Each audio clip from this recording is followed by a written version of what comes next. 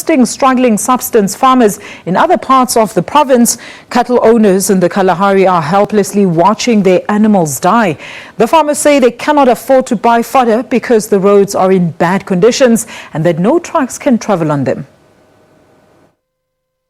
A third year of severe drought, farmers here have no grazing left. They are unable to buy supplementary feed.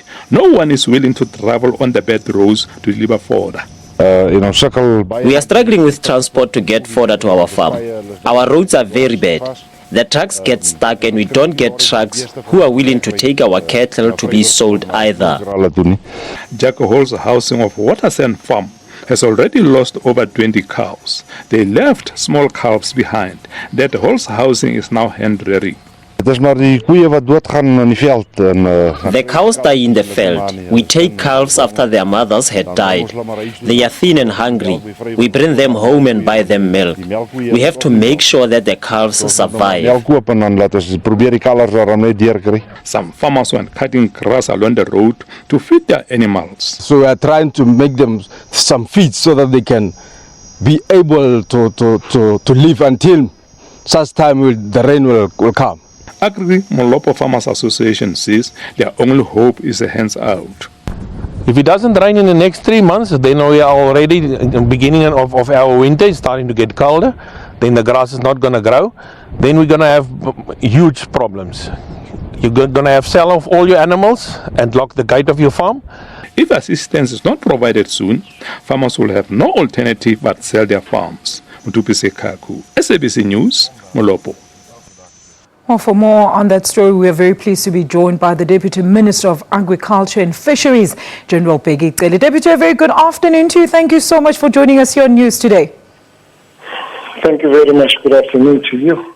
Now, Deputy, we hear farmers are in dire need of assistance in the Kalahari. They claim the roads are so bad they can't even bring in any service for assistance. Please help us here. What's going on? I would assume that Kalahari we are speaking about is in the Northern Cape. Yes, sir. At Sianda district.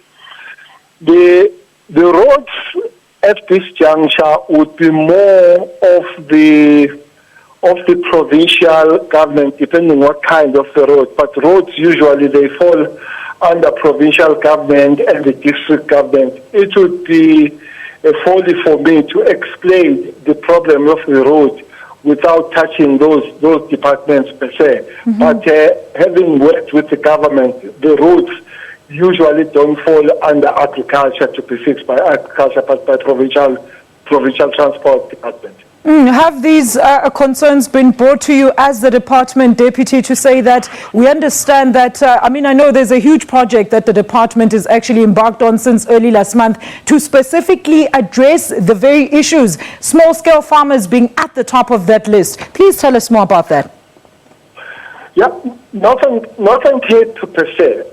Let me say, the Department of Agriculture nationally gave 226 million, one knows and accepts. That is not very much enough looking at the severity of the drought. But Northern Cape province received 23 million. That's what the MEC there is working on at the present moment, trying to distribute. But as you say, Ms. Jali, it starts with the small holders and it starts with the small farmers, start with those that are working on the sustenance farming, because the vulnerability, everybody at the present moment is under the dire stress, but those are even worse. That's why we started there with the hope that the interministerial that is led by the Department of Culture will be looking on the bigger issues and all that, but Department of Agriculture did put the money to work on poverty. All right. Now, maybe just a reassurance for the farmers who feel they are out of reach of government assistance. Deputy, please ease their worries. How soon will these projects reach them? I hear you saying that a number of entities need to actually work together. The other departments need to join in the fight so that these people can get services. Well, there are several departments that are working together under interministerial looking at the drought. as I say, led by COPTA, and agriculture is there, rural development, water, social development. Those departments are there.